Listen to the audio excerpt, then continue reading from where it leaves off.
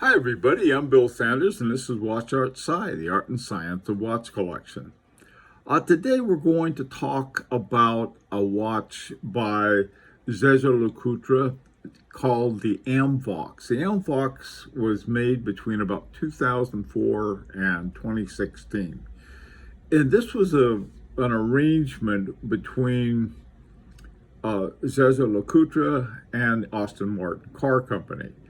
So they figured they went together. No, actually, they go way back to when Aston Martin first got started. There was a connection between the two countries, but the Amvox wasn't made until they didn't start making them until 2004, and it's a mix of Aston Martin and Mimovox. You may be familiar with the Mimovox as one of Jaeger-LeCoultre's watches. Anyway, so that's sort of the backstory on it, if you will.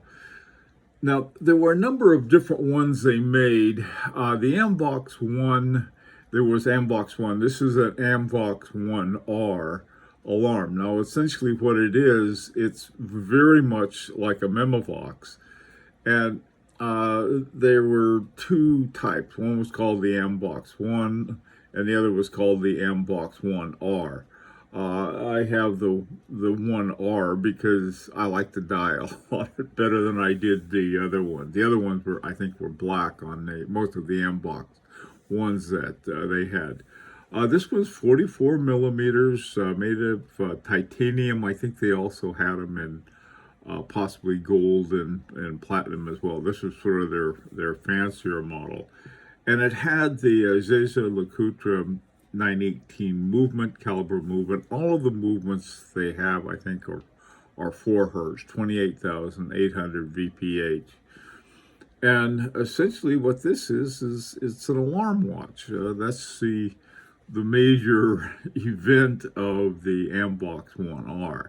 And the styling was the idea behind the styling. It would pick up some features of the Aston Martin to a greater or lesser extent that occurred. The second one they came out with, called the Amvox 2 Chronograph, and this is where things really get extremely interesting. And I say that because when you look at the watch, you can see it doesn't have the usual pushers that they have on it for a chronograph. They have the single crown over on the side, like just about every watch has one of them. So how is it a chronograph? Well, what they did is that they have their different places that you push on the glass, and that sets off the chronograph or stops it or resets it. Really interesting idea. They also have a little slider on the side that'll block the chronograph, because somebody checks their watch and all of a sudden all the chronograph functions go off. 44 millimeters. All of these tend to be pretty good size ones. This one is in stainless steel, and they have a column wheel chronograph that's caliber 751E. Again, it's 4 hertz. And down around, actually it's closer to 5 o'clock, that you can see the date window. And then you have at 3 and 9 o'clock, you have the indicators for the chronograph.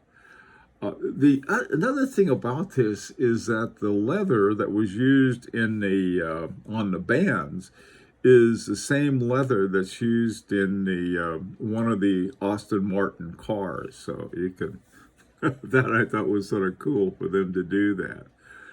Now this next one, the Amvox 3, is a Tourbillon GMT.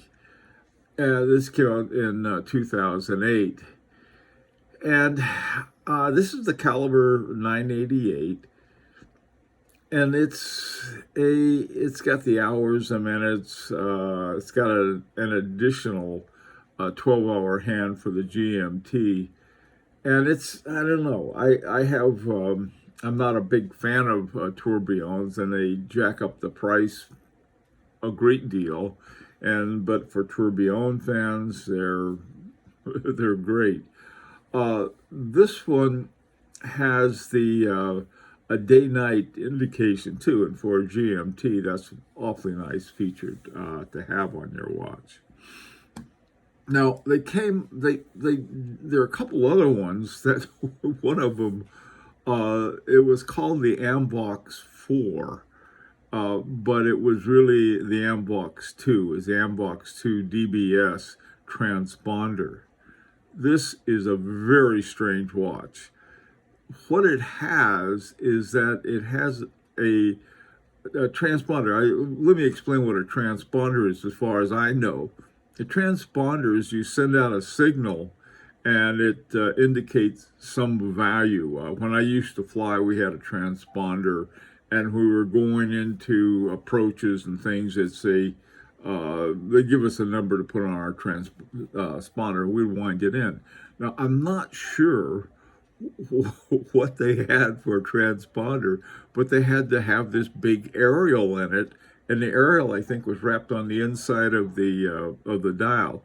The very unusual, very interesting watch they had, the Amvox 2 DBS. This came out in 2008, and there are only certain Aston-Martins that it worked with. So I think the DBS is obviously one. I think there were a couple other models.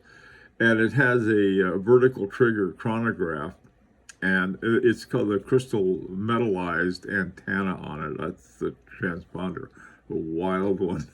So now this next one I like. It's the Amvox 5 World Chronograph Racing. It's a racing chronograph, and I like it because I like a world timer, but on the other hand, it looks like it's going back to a more common type of chronograph, because you can see above and below the crown, you can see the pushers for the chronograph action, and then over at about 10 o'clock, you can see another crown for setting the world time and choosing which time element you want to be in.